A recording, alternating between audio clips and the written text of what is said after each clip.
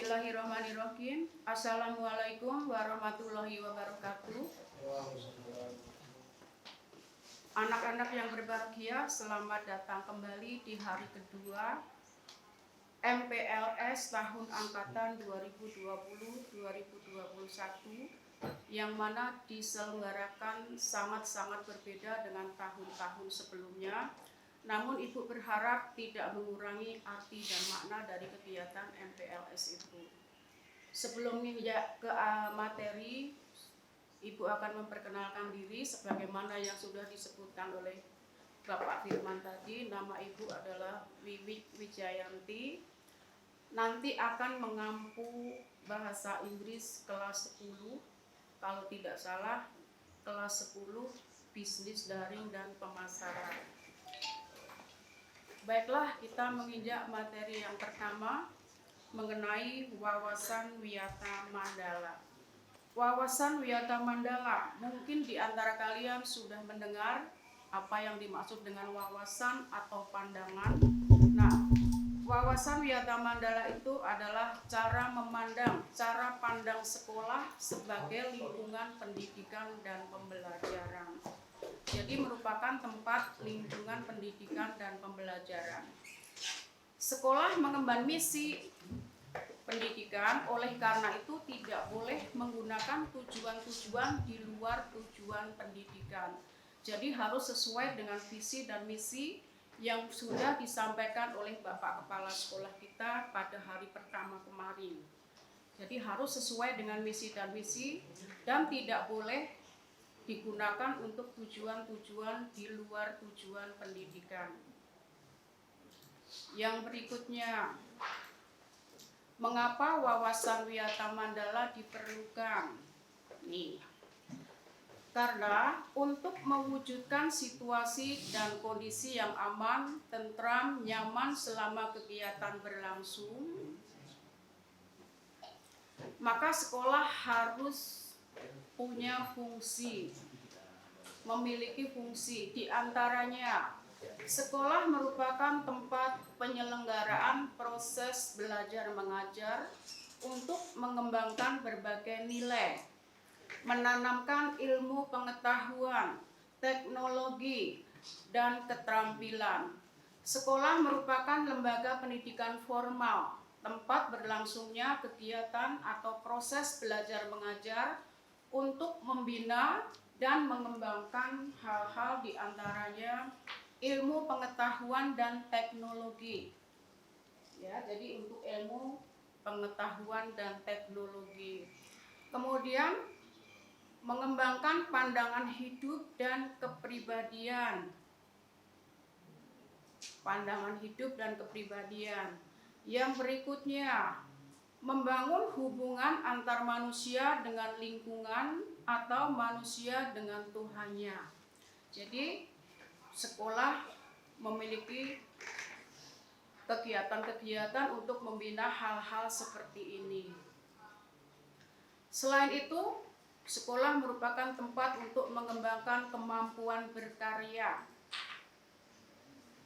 Jadi sudah ada 4 nih: pengetahuan, teknologi, kepribadian, membangun hubungan antar manusia dan lingkungan atau manusia dengan Tuhannya, dan kemampuan berkarya.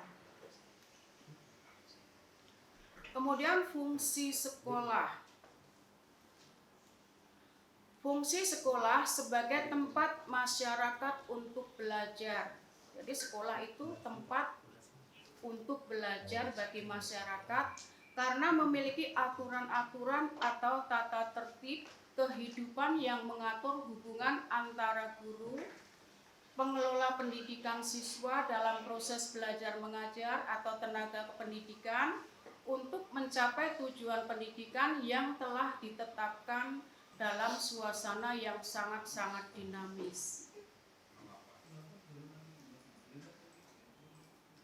Ciri-ciri sekolah sebagai masyarakat belajar, ya. Ciri-ciri sekolah sebagai masyarakat belajar adalah ada guru dan ada siswa, sehingga timbul proses belajar mengajar yang tertib. Kalau tidak ada guru berarti bukan ciri-ciri sekolah, tidak ada siswa berarti juga bukan ciri-ciri sekolah. Jadi harus ada guru dan siswa sehingga timbul proses belajar mengajar secara tertib.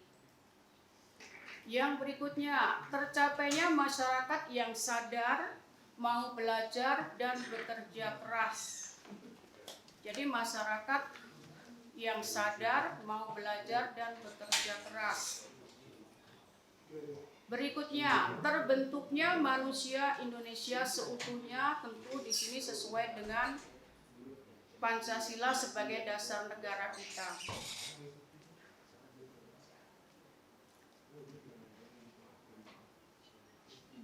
Prinsip-prinsip yang pertama, sekolah sebagai wiyata mandala selain harus bertumpu pada masyarakat sekitarnya, juga harus mencegah masuknya paham sikap dan perbuatan yang secara sadar ataupun tidak dapat menimbulkan pertentangan antara sesama karena perbedaan suku, agama, asal-usul, keturunan, tingkat sosial ekonomi, serta perbedaan paham politik.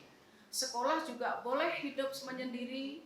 Sekolah tidak boleh hidup menyendiri, melepaskan diri dari tantangan sosial budaya dalam masyarakat tempat sekolah itu berada.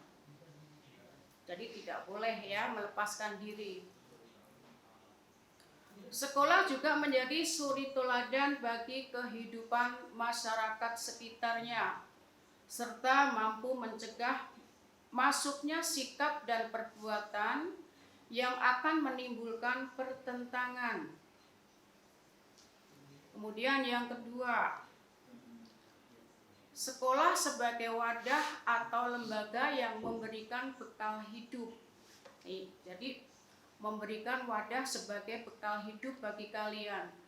Dalam hal ini, sekolah seharusnya bukan hanya sekedar lembaga yang mencetak para intelektual muda, namun juga lebih dari itu, sekolah harus menjadi rumah kedua yang memberi pelayanan dan pengalaman tentang hidup, mulai dari berorganisasi, bermasyarakat, pendidikan lingkungan hidup, atau bahkan pengalaman hidup yang sesungguhnya. Sekolah sebagai institusi atau lembaga tempat peserta didik belajar di bawah bimbingan pendidik. Ya, wadahnya sekolah. Bimbingan lebih dari sekedar pengajaran. Dalam bimbingan, peran pendidik berubah dari seorang pendidik menjadi seorang orang tua, bahkan menjadi seorang kakak. Ya, jadi bisa menjadi orang tua, seorang kakak juga bisa.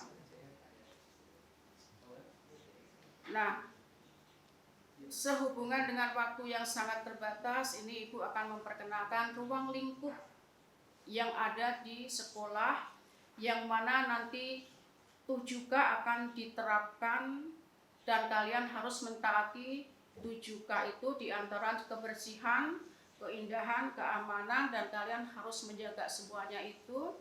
Maka Ibu akan tampilkan beberapa profil, diantaranya ini adalah ada taman. Taman ini ada di depan gedung atau di depan ruang bisnis center, semata-mata dibuat untuk membuat kalian nyaman dalam belajar. Di belakang juga ada taman yang bisa kalian manfaatkan sebagai penghijauan, juga bisa. Kalian juga bisa belajar di luar ruangan di sini.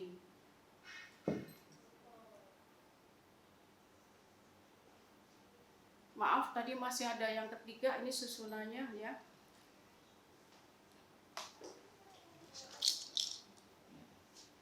Nih, penggunaan sekolah tadi sudah Ibu sebutkan. Tadi taman dan yang ada di depan maupun yang ada di belakang. Nah, sekarang ajang promosi atau penjualan produk-produk perniagaan juga kita masukkan ke dalam unit-unit. Di antara kita punya unit multimedia dan unit pemasaran. Nih, sekolah harus, penggunaannya, sekolah merupakan tempat yang harus bebas dari rokok bagi semua pihak, baik itu bagi siswa, bagi guru, dan semua unsur sekolah. Penyebaran aliran sesat atau penyebar luasan aliran agama tentu yang bertentangan dengan undang-undang. Propaganda politik atau kampanye dilarang di sekolah, ya, sangat-sangat tidak diperbolehkan. Syuting film atau sinetron tanpa seizin pemerintah daerah sangat dilarang, tidak diperbolehkan. Kegiatan-kegiatan yang dapat menimbulkan kerusakan, perpecahan, dan perselisihan sehingga menjadikan suasana sekolah tidak kondusif, tidak boleh juga.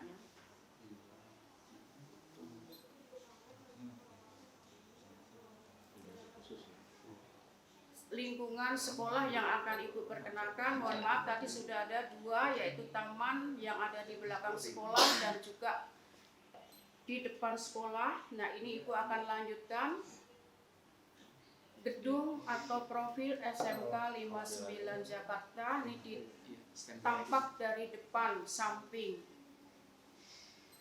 Kemudian ini ada ruang tata usaha, dipakai untuk pengadministrasian kegiatan sekolah. Ini tampak dari depan ruang tata usaha. Berikutnya ruang kepala sekolah, tampak dari depan ruang kepala sekolah. Kemudian ruang wakil kepala sekolah, berikutnya ini bagian dalamnya. Kemudian ada juga ruang guru. Sebenarnya masih banyak yang Ibu sampaikan karena masih ada ruang USIS, ruang UKS, dan juga ruang-ruang studio musik. Namun terbatasnya waktu, maka akan Ibu akhiri. Kurang lebihnya mohon maaf. Wabillahi taufiq wal hidayah. Wassalamualaikum warahmatullahi wabarakatuh.